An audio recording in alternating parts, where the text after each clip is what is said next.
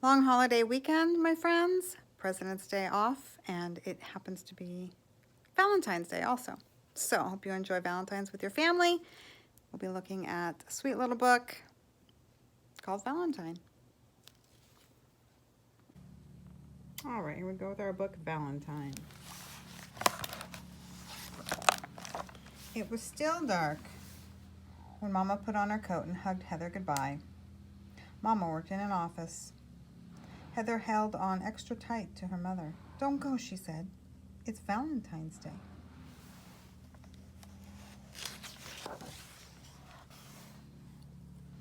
Mama gave her a kiss. "It's still a work day for me," she said. "Why do you always have to go to work?" said Heather. "I don't want you to go." "I'm sorry," said Mama. "I would rather stay home with you."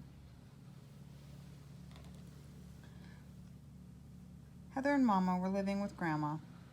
Heather felt sad as she watched Mama drive down the road. It would be dark again before her mother came home. She held her blanket against her face. It smelled like oatmeal and like Mama.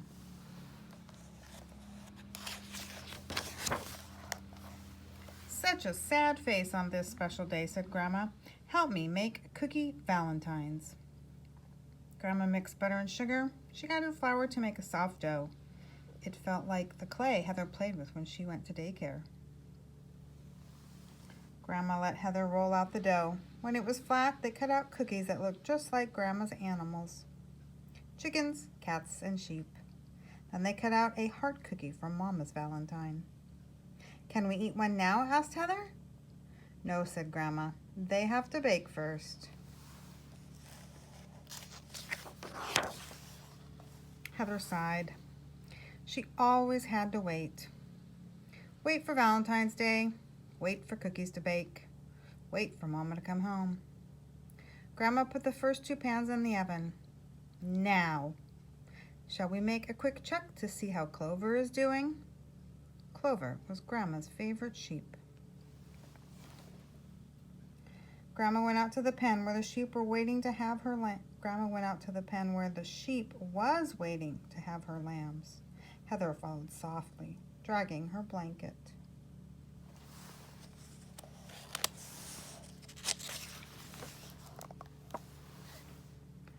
"Heather, come here," Grandma sounded excited. Clover had her babies, 2 of them.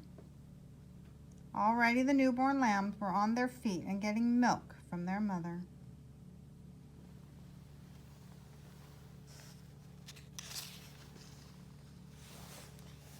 Heather peeked in. "Grandma, look! There's one more." Behind Clover lay another little lamb. Heather reached through the fencing to touch him. He felt stiff and cold, and he didn't move. Something was very wrong. "Poor little thing," said Grandma. Heather clutched her blanket. "Is he dead?" she asked in a small voice. Grandma picked up the lamb. She held him next to her cheek the way Heather was holding her blanket. "I think I can feel his breath," she said. "Let's take him inside where it's warm." Grandma filled the kitchen sink with water and put the lamb in the warm bath. She held his head up so he could breathe. "Are you washing him because he's dirty?" asked Heather. "No, dear. I'm trying to get him warm. Bring me a towel from the bathroom." Heather hurried to get him her own towel. Grandma lifted the lamb from the sink and wrapped him in the towel, but he still didn't move.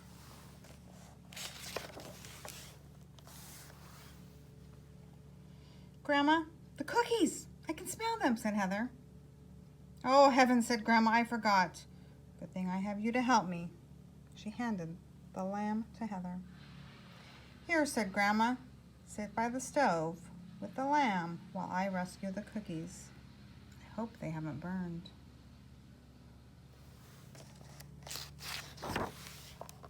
Grandma took out the pans.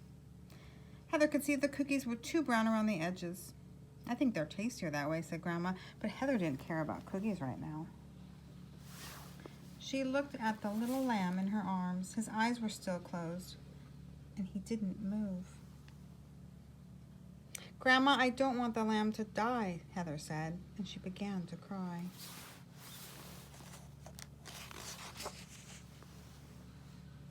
Grandma opened up the towel. The lamb's wet hair stuck to his wrinkled skin. Grandma put her hand behind the lamb's front leg. She took Heather's hand and laid it on the same place. Heather could feel his heartbeat, just barely.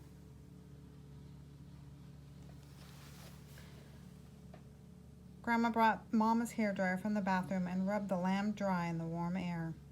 The lamb made the smallest sound and his head moved. Heather smiled. "Can you hold him?" Grandma said, "while I fix him some milk?" Heather cradled the little lamb in her lap. "There, there," she said, patting him the way Mama patted Heather when she was hurt. "There, there." Then she covered him with her blanket. The blanket always made her feel better. Grandma filled one of Heather's old baby bottles with warm milk. She pushed the nipple into the lamb's mouth. His lips moved. He began sucking noisily, pulling at the bottle with his mouth. Under Heather's blanket, the lamb's tail wagged. That made Heather laugh.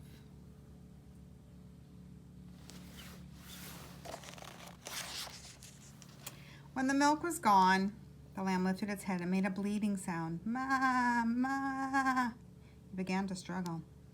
"He's looking for his mother," said Grandma. "Will we put him back in the barn?" asked Heather. She didn't want him to go. "Not today," said Grandmother.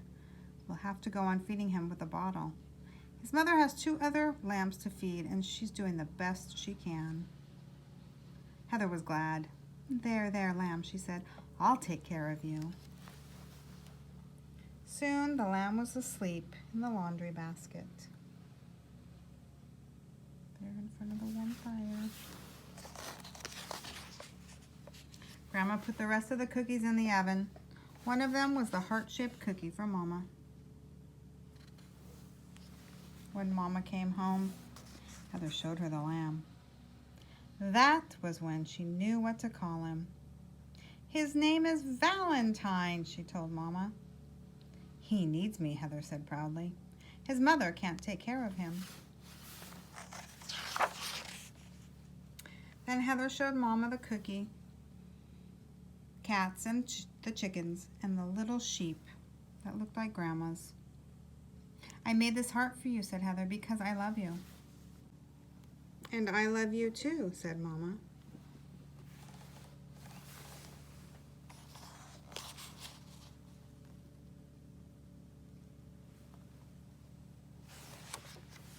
"Ma!" called Valentine, lifting his head.